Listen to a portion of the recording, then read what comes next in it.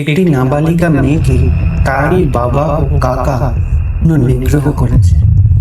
তাকে তার ঠাকুমা আর কাকিমা মারধর করে তাকে ভয় দেখিয়ে তাকে চুপ করিয়ে রাখত। এমনকি তার কাকিমা তার যোগে হাতুড়ির হ্যান্ডেল ঢুকিয়ে তার উপর পাশবিক অত্যাচার করেছে। এমন সিরিয়াস অ্যালিগেশনস থাকা সত্ত্বেও কোর্ট সবার বিরুদ্ধে থাকা পক্সো কেস খারিজ করে দেয়। শুনে রাগ হচ্ছে তো? অভিযুক্তদের কঠিনতম শাস্তি তো দূর, বিচার ব্যবস্থার এমন প্রহসন দেখে কষ্ট হচ্ছে তো। এবার আমি যদি বলি এই কেসটা নাবালিকার মা তার শ্বশুর বাড়ির সবার উপর লাগিয়েছে, আপনি বলবেন হ্যাঁ তো।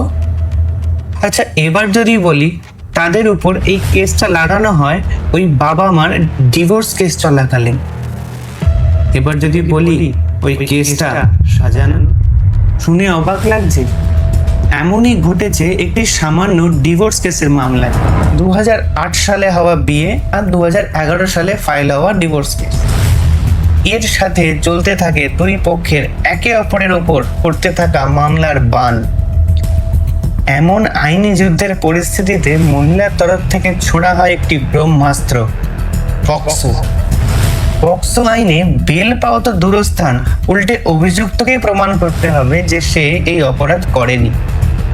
পক্সো আইনে প্রাক্তন স্বামীকে উচিত শিক্ষা দেওয়ার জন্য স্ত্রী ব্যবহার করলেন তার নিজের নাবালিকা সন্তান।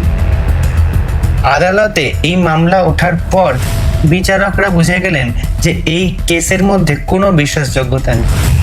সবার কথা, এমনকি তথাকথিত ভিকটিম মেয়েটার কথা শুনেও বিচারক বুঝে গেলেন যে এই সব কিছু হাইলি টিউটার। না তো আছে কোনো প্রপার ডিটেলস, না আছে কোনো মেডিকেল এভিডেন্স। এমনকি দীর্ঘদিন কেসটা চলার পর এমন কমপ্লেন হয় যেটা অত্যন্ত সন্দেহজনক। এমনভাবে আইনের অপব্যবহার করাটা কোর্ট মোটেই ভালো চোখে দেখেন। এমনকি কোর্ট এটাও অবজার্ভ করেছে যে এমনভাবে বাচ্চাদের ইউজ করে ডিভোর্স কেস লড়াটা একটা ট্রেন্ড হয়ে উঠেছে। বৃহত্তর স্বার্থে সুপ্রিম কোর্ট সমস্ত আদালতকে এমন কেস খুব সতর্কতার সাথে হ্যান্ডেল করতে বলেছে। এমনভাবে বাচ্চাদের ইউজ করে নিজেদের ব্যক্তিগত শত্রুতার ঝাল মেটানোর প্রবণতা অত্যন্ত ঘৃণ্য। যারা এমনভাবে নিজেদের সন্তানদেরকে ব্যবহার করে তাদের কি সাজা হওয়া উচিত কমেন্ট করে জানাবেন।